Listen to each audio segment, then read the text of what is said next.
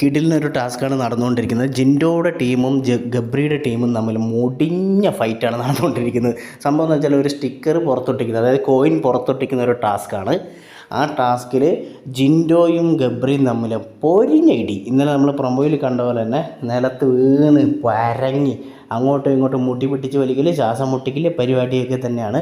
എന്നിട്ട് അവസാനം big boss രണ്ടുപേരും രണ്ട് റൂമിലാക്കിയിട്ടുണ്ട്. ഇതിൻ്റെ ഇടയിൽ ജാസ്മിനും ഗബ്രിയും രണ്ട് ടീമിലാണ് ഈ ടാസ്കിൽ വരുന്നത്.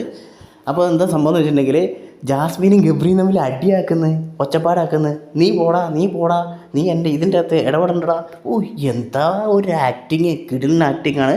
അതായത് ഗബ്രി തൻ്റെ ആക്ടിങ്ങിൻ്റെ രണ്ടാം ഫേസിലേക്ക് കടന്നിരിക്കുകയാണ്, അതായത് കലിപ്പ് മോഡിലേക്ക് കടന്നിരിക്കുകയാണ്.